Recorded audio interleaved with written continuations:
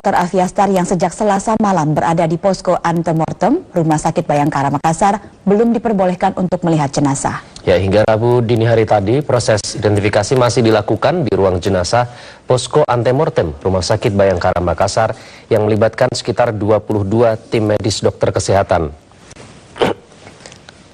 Para keluarga korban yang telah menjalani pengumpulan data antemortem di posko Rumah Sakit Bayangkara masih belum diizinkan untuk melihat jenazah keluarganya. Keluarga korban belum diizinkan untuk melihat jenazah karena kondisi jenazah yang masih sulit dikenali. Tim DVI berupaya merampungkan identifikasi serta pencocokan data antemortem dengan post-mortem korban Aviastar dan secepatnya diserahkan ke seluruh keluarga korban.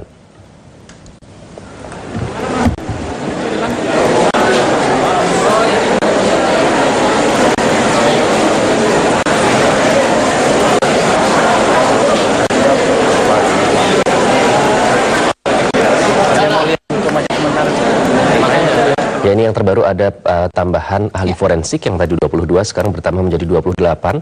Jadi ini tidak hanya dari polisi tapi juga mendapatkan bantuan dari Universitas Hasanuddin supaya lebih mempercepat proses identifikasi. Bekerja sama ya antara petugas dengan masyarakat. Dan pemirsa, 10 jenazah pesawat Twin Otter Aviastar yang jatuh di desa Ulusau, Kecamatan Latimojong, Luwu, Sulawesi Selatan, Selasa malam tiba di Rumah Sakit Bayangkara Makassar dan langsung dilakukan proses identifikasi. Namun tim DVI Polda Sulselbar belum bisa merampungkan identifikasi ke 10 jenazah setelah tubuh korban tidak lagi utuh.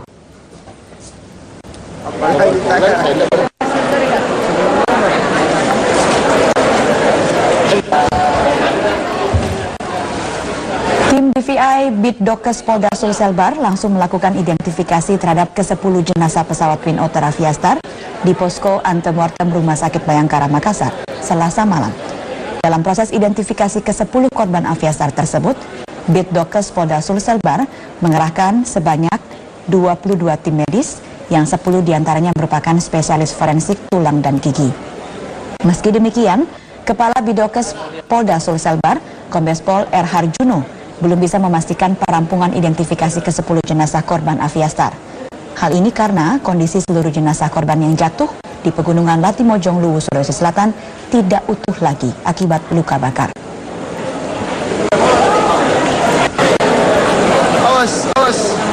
Optimis untuk proses identifikasi ini karena kami telah mendapatkan dukungan dari teman-teman sejawat yang lain untuk mendapatkan perkuatan tenaga profesional, yaitu tenaga forensik dan juga dokter gigi, dan juga kami telah melaksanakan tahapan-tahapan DVI seperti pada pemeriksaan antemortem. Misalnya saja pemeriksaan DNA, gigi, dan lain sebagainya. Setelah berhasil menemukan pesawat Aviastar dan telah berhasil mengevakuasi 10 jasad penumpang, tim SAR gabungan Selasa malam resmi menutup operasi evakuasi. Ya, tim Basarnas telah menyerahkan seluruh hasil temuan, termasuk yang paling penting kotak hitam atau black box, kepada Komisi Nasional Keselamatan Transportasi atau KNKT untuk proses penyelidikan lanjutan.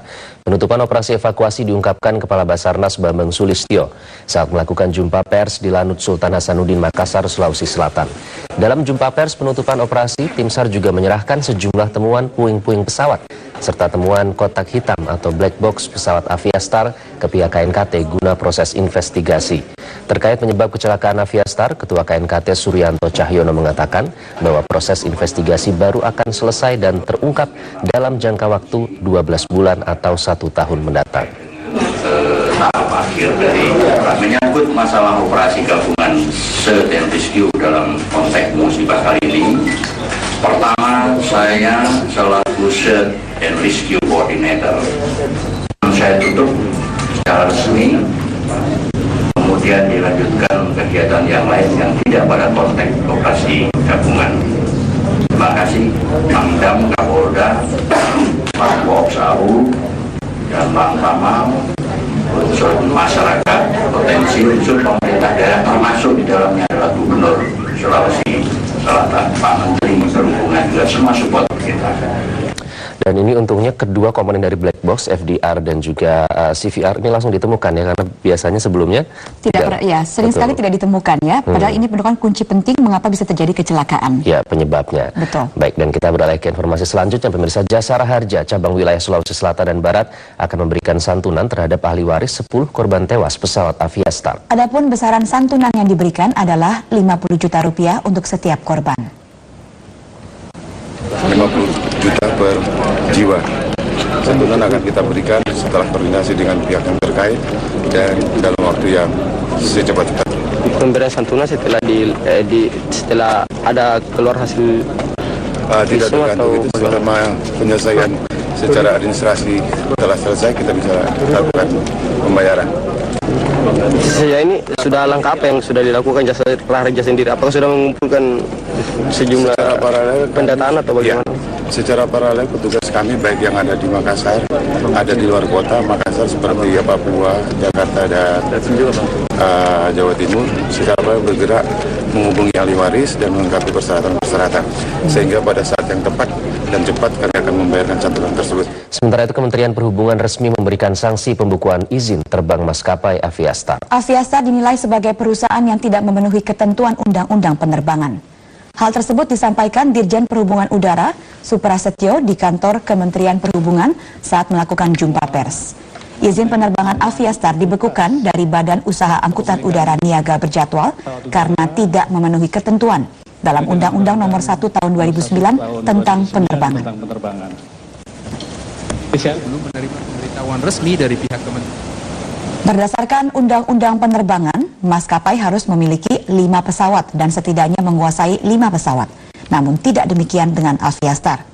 Kementerian Perhubungan sebelumnya telah memberikan perpanjangan waktu bagi Aviastar untuk memenuhi kriteria yang sudah ditentukan. Suprasetyo menegaskan, pembekuan ini tidak ada kaitannya dengan kecelakaan pesawat Twin Otter Aviastar pekan lalu, namun lebih kepada masalah ketidakpatuhan manajemen Aviastar pada peraturan dan undang-undang.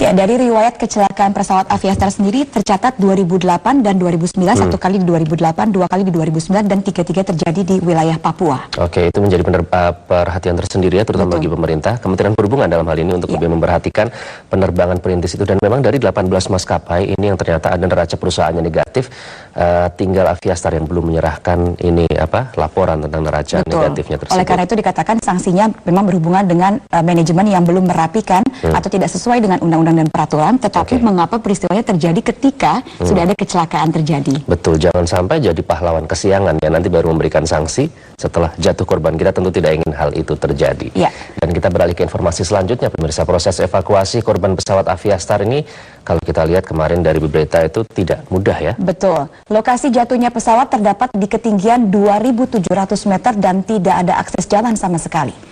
Tim penyelamat digerakkan ke lokasi pagi kemarin.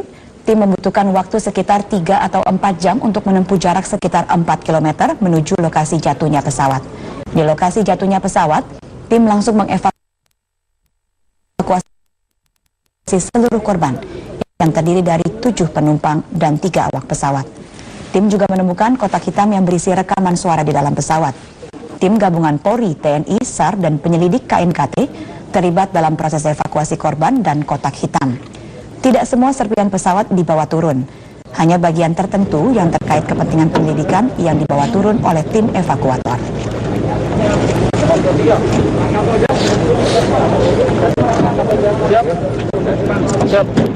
Kru hilang.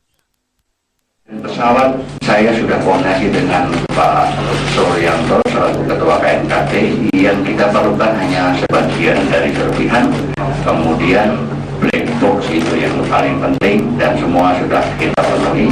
Ada juga bagian dari propeller sudah kita serahkan dan itu cukup untuk melakukan proses investigasi dari KNKT. Kita beralih ke informasi lain, pemirsa. Seorang pria diperiksa intensif polisi terkait kasus tewasnya PNS, bocah perempuan yang ditemukan di dalam kardus. Ya, sang pria diamankan polisi